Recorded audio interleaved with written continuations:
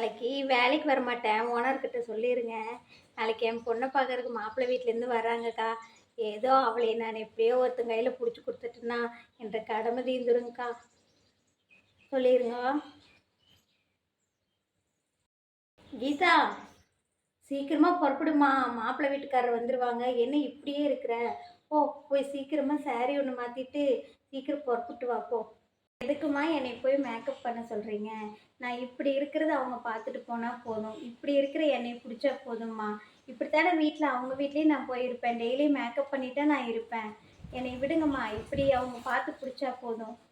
கடைசியில் இப்போ மேக்கப் பண்ணி என்னை காமிச்சிட்டு கடைசியில் கல்யாணத்துக்கு அப்புறம் அன்னைக்கு நீ கலராக இருந்த, இன்னைக்கு இப்படி இருக்கிற, என்னை ஏமாற்றிட்டு என்னெல்லாம் நாளைக்கு பிரச்சனை வரும்.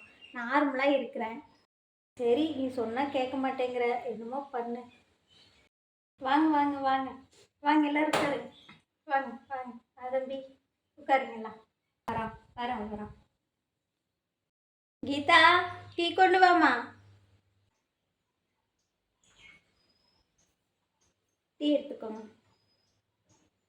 டீ எடுத்துக்கோங்க. டீ எடுத்துக்கோங்க. கொடுமா.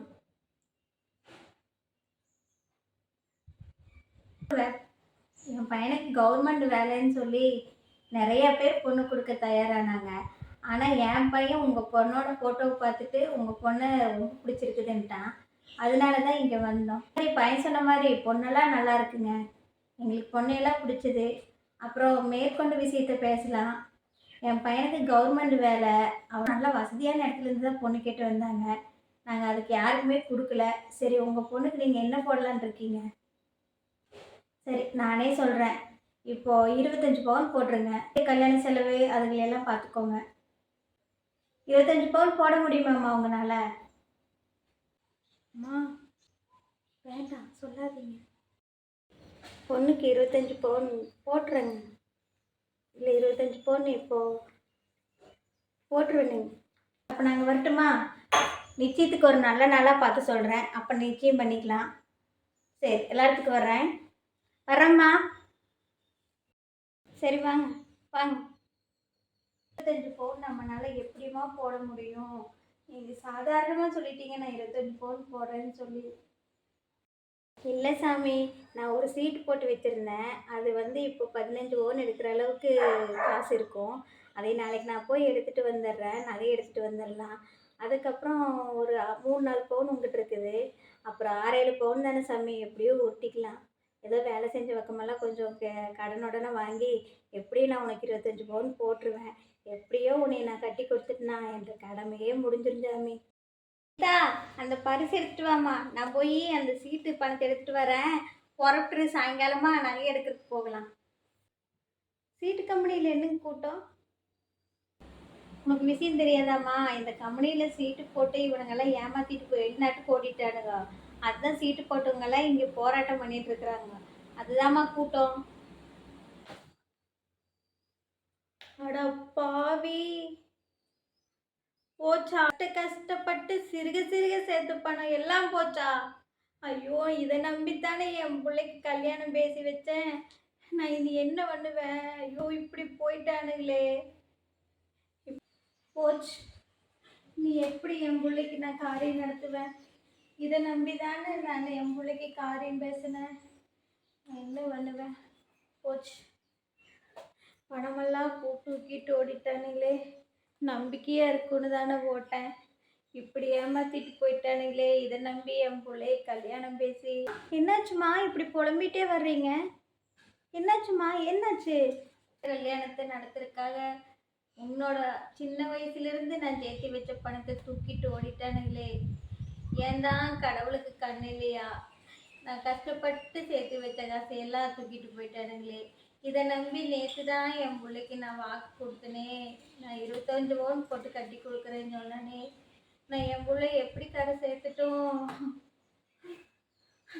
இப்படி ஏமாத்துவானுங்கன்னு எனக்கு தெரியலையே. நீங்கள் ஃபீல் பண்ணாதீங்கம்மா. நீங்கள் கஷ்டப்பட்ட காசு என்றைக்கும் வீண் போகாது. எப்படி எல்லோரும் கம்ப்ளைண்ட் கொடுத்துருப்பாங்க. எப்படி அவங்கள கண்டுபிடிச்சி நம்ம பணம் நம்ம கை கிடைச்சிரும். நீங்கள் ஒன்றும் வருத்தப்படாதீங்கம்மா. கல்யாணத்தை நிற்க விட மாட்டேன். நான் போய் இப்போவே சம்மந்தி வீட்டில் பேசிட்டு வரேன். இல்லை இல்லை, போகிறம்மா இரு, நான் போய் பேசிட்டு வரேன், அவங்க புரிஞ்சுக்குவாங்க. நான் போய் பேசிட்டு வரேன்.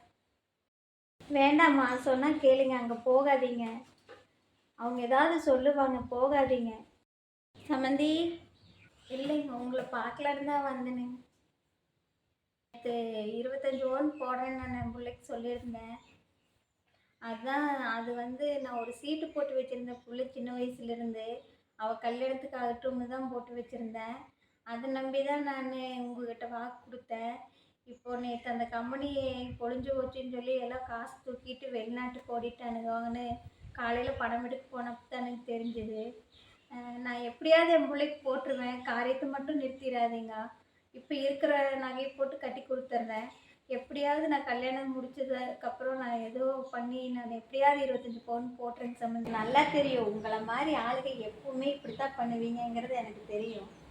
நீங்கள் சீட்டு போயிடுச்சு, நான் அதுக்கு கல்யாணத்துக்கு அப்புறம் போடுவேன். நீங்கள் கல்யாணத்துக்கு அப்புறம் கேட்டால் வரதட்சணை கொடுமை இப்படி கேட்குறாங்க, பிள்ளை கொடுமை வைக்கிறாங்கன்னு கம்ப்ளைண்ட் பண்ணுவீங்க.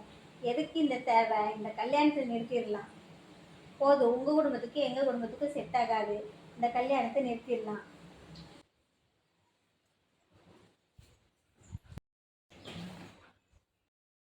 அங்கே போனீங்களே, போய் அவமானப்பட்டு வந்தீங்களா?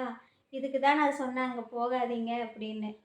இன்னைக்கு அவங்க பொண்ணு பார்க்க வந்தப்போ 25 பவுன் தான் போடணும்னு அப்படின்னு சொன்னாங்களே, அப்போவே எனக்கு தெரியும் அவங்க என்னை நல்லா வச்சுக்க மாட்டாங்க, அவங்க ஆசைப்படுறது நகைக்கு தான் அப்படின்ட்டு. அப்படி நகைக்கு ஆசைப்படுறவங்க எப்படிம்மா என்னை நல்லா வச்சுருப்பாங்க? நாளைக்கு என்ன பண்ணாலும் அது குத்தம் இது குத்தம்னு பேசிகிட்டு இருப்பாங்க. நான் கண்டிப்பாக அங்கே போனால் நான் நிம்மதியாக வாழ மாட்டேம்மா. எனக்கு வருத்தமே இல்லைம்மா, விடுங்க. நம்ம தகுதிக்கு ஏதாவது ஒரு மாப்பிள்ளை கண்டிப்பாக கிடைப்பாங்க. கஷ்டப்பட்டு சேர்த்து வைக்கிற பணம் தயவு செஞ்சு சீட்டு போடும்போது நல்ல கம்பெனியான்னு பார்த்து போடுங்க. இது போல் ஏமாறாதீங்க.